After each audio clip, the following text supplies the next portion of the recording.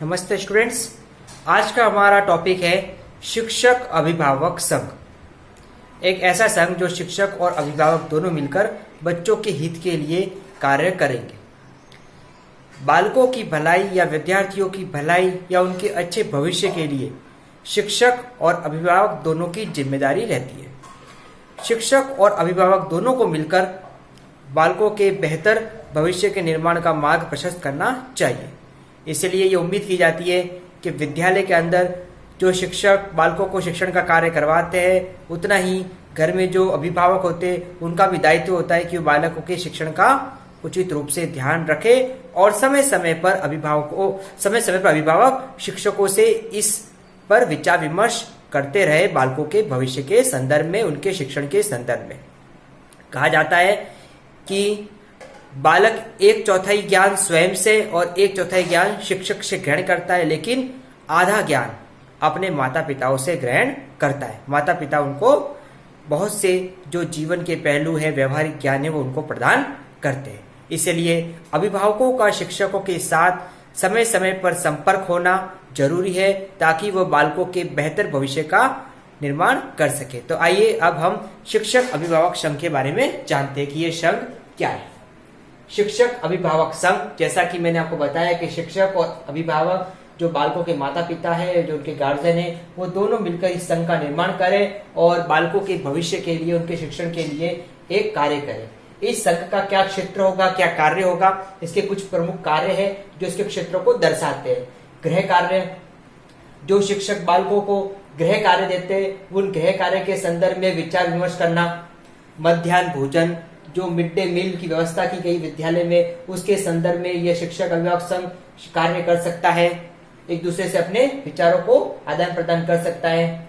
छात्र अनुशासन, बालकों के अनुशासन के संदर्भ में शिक्षक अभिभावकों से वार्तालाप या बातें कर सकते हैं। किशोरों की समस्याएं, जो किशोरों की जो समस्याएं होती है, उन समस्याओं के बारे में दोनों अभिभावक और शिक्षक आपस में बातचीत कर सकते हैं। अगला है नैतिक तथा धार्मिक शिक्षा, जो नैतिकता और जो धार्मिक शिक्षा होती है, जो उनकी संस्कृति को विकसित करती है, संस्कृति के अनुसार होती है, उनके बारे में विचार विमर्श करना।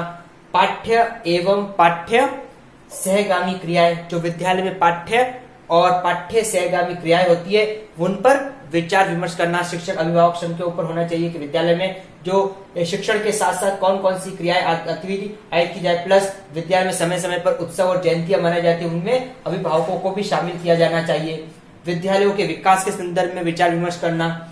विद्यालय में कौन कौन से सुधार, भवन के निर्माण सुधार, इस संदर्भ में आपस में बातचीत करना चाहिए। और आर्थिक दृष्टि से जो विषम छात्र होते हैं, जो पिछड़े हुए छात्र होते हैं, आर्थिक दृष्टि से उनके जो सहायक सामग्री, पाठ्य पुस्तक सहायक सामग्री और उनके जो ड्रेस वगैरह होती है, उनका जो भी शिक्षण संबंधी जो भी सामग्री है, उसके संदर्भ में विचार विमर्श करना तथा उनके आगे के अध्ययन के विषय में विचार विमर्श करना। इस तरह से इन क्षेत्रों के माध्यम से समझ सकते हैं कि शिक्षक अभिभावक संघ इन क्षेत्रों पर कार्य करेगा। अब हम जानते हैं आगे कि अभिभावक के दायित्व। इस शिक्षक अभिभावक संघ के अंतर्गत अभिभावक के क्या दायित्व है, उनकी क्या रेस्पॉन्सिबिलिटी है।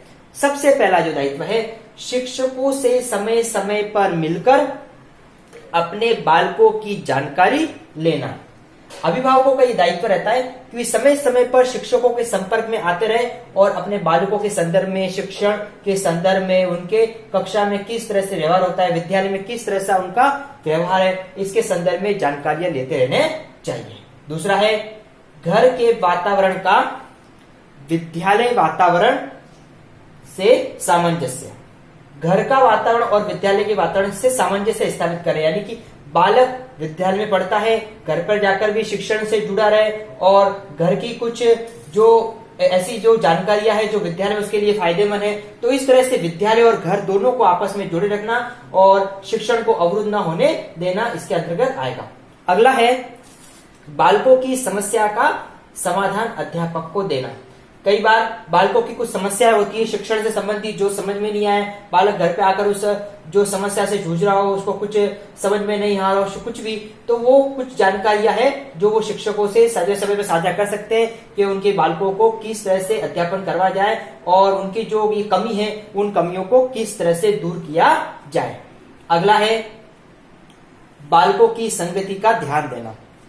बालक विद्यालय में बालकों की कौन कौन सी संगति है, उनके कौन कौन से मित्र मंडली है, इनके बारे में समय समय पर ध्यान देना अभिभावक का दायित्व होता है कि विद्यालय में वो किसके साथ कैसा और किस तरह से अनुसरण करता है और कैसा उसका जीवन है। इस तरह से बालकों की संगति का ध्यान देना इसमें आता है।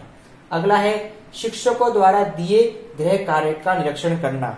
अभिभावकों का दायित्व होता है कि समय समय पर जो अध्यापकों द्वारा जो गृह कार्य बच्चों को दिए जाते हैं उन गृह कार्यों का भी निरीक्षण करना चाहिए। क्या वो बच्चा गृह कार्य कर रहा है कि नहीं कर रहा है, क्या गृह कार्य दिया है, कैसे करवाना, इस सब कार्यों को इसमें अभिभावक के दायित्व में शामिल किया गया है। अब हम आगे जानते हैं ये जो शिक्षक अभिभावक संघ है इसमें अध्यापक के क्या दायित्व है, इन दायित्वों के बारे में हम जानते हैं। तो आइए हम अब इन अध्यापकों के दायित्व के बारे में जानें। शिक्षक अभिभावक संघ में अध्यापक के उत्तरदायित्व। पहला है अभिभावकों के साथ सहानुभूतिपूर्ण व्यवहार। हर शिक्षक का दायित्व होता है कि वो विद्यालय में जो गार्जियन होते हैं, अभिभावक होते हैं, उनके साथ सहानुभूतिपूर्ण व्यवहार रखें, उनके साथ कभी भी ऐसा व्यवहार ना करे जो कि सही नहीं है, शिष्टाचार के सही नहीं है। शिष्टाचार का व्यवहार उनके साथ हमेशा करना चाहिए। दूसरा है समय समय पर मीटिंग बुलाना।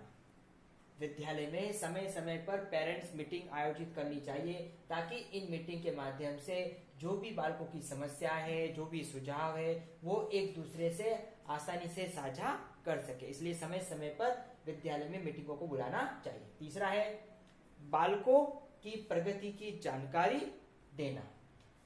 अभिभावकों के बार बार और बालकों की प्रगति की जानकारी देना अध्यापक का दायित्व होता है कि बालकों की जो प्रगति हो रही है, कैसे वो पढ़ने में है, उनको शिक्षण कैसा है, उनका रिजल्ट कैसा ले रहा है, वगैरह वगैरह, वो जो विद्यालय की जो शैक्षिक गतिविधि है उनमें उनका किस तरह से योगदान है, ये सारी जानकारी समय समय पर अभिभावकों को देनी चाहिए।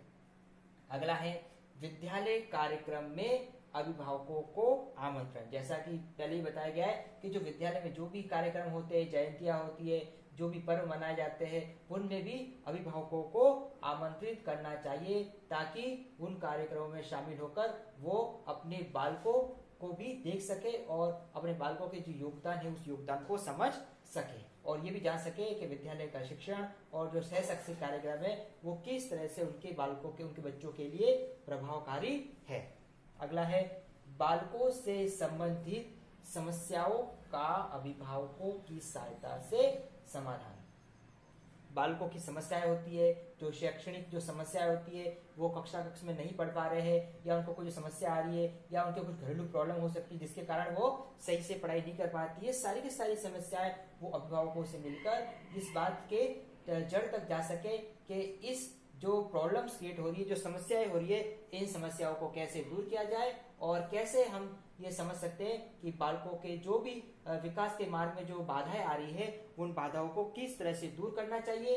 ये सारी समस्याएं हम बालकों के संबंधित जो अध्यापक के अभिभावकों से साझा करके उसको दूर कर सकते हैं। तो ये दायित्व है जो अध्यापक के अंतर्गत आता है। तो आज की कक्षा में हमने जाना कि जो शिक्षक अभिभावक जो संघ होता है, ये शिक्षक अभिभावक संघ क्या है और इस शिक्षक अभिभावक संघ में जो कार्यक्षेत्र वो कार्यक्षेत्र कौन कौन से हैं और शिक्षकों का जो दायित्व अभिभावकों से मीटिंग करना वगैरह किस तरह से और अभिभावकों का किस तरह से दायित्व है कि वो शिक्षकों के संपर्क में आवे। Thank you. शिक्षक अभिभावक संघ में शिक्षक तथा अभिभावक के क्या उत्तरदायित्व है?